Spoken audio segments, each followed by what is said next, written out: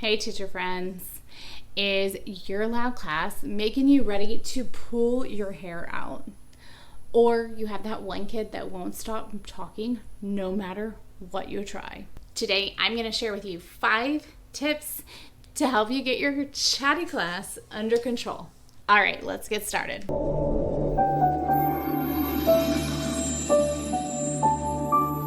Okay, so first off, I'm going to share my favorite strategy with you, and I'm going to have to kind of take you along with me. So you can use letters kind of like I have mine in circles to cut out easily, or you can just write them on your whiteboard. If you have a whiteboard, that works fine too. All you have to do is write the letters that spell out noise. Basically, what you do is when your class is not being on the voice levels that you want them to be on, or if you keep asking them to like stop talking, stop interrupting, all of those things, and they're just making you feel crazy, you take a letter away. So you start with E and you work your way down. So once you get to the word no, that means no talking. Now, that doesn't mean no talking for the rest of the day because, come on, like, they're kids. But what it does mean is usually I set a timer for like 10 minutes. I make sure it's a visual timer. I put it up on the board and say, we are not going to talk for 10 minutes. We are going to have quiet working time for 10 minutes. This is what we need.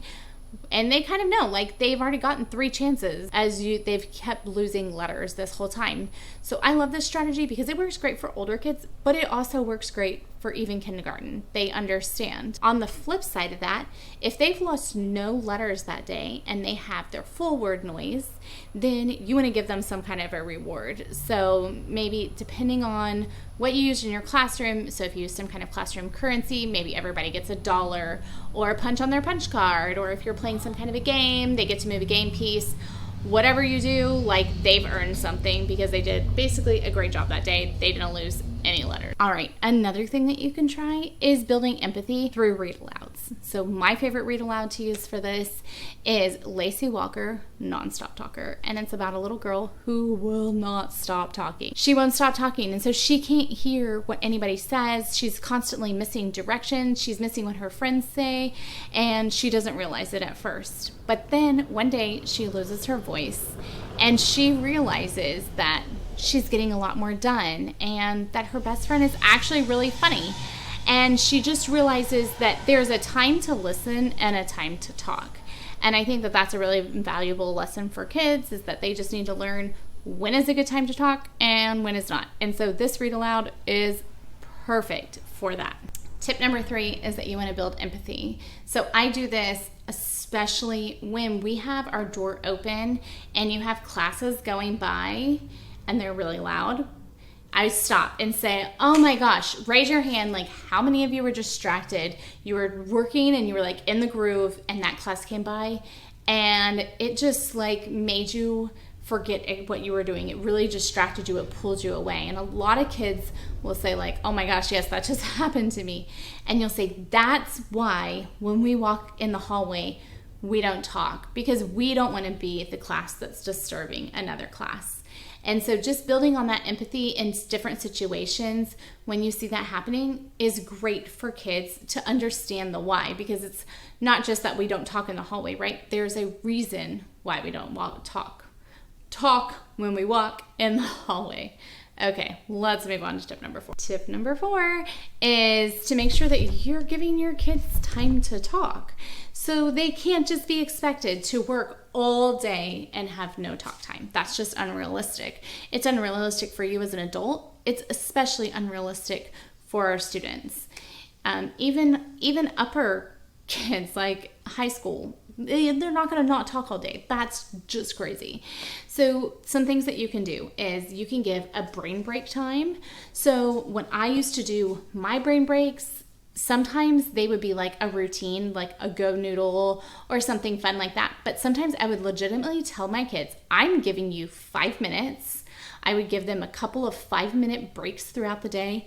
And I would say, you can do anything you need to do in these 5 minutes.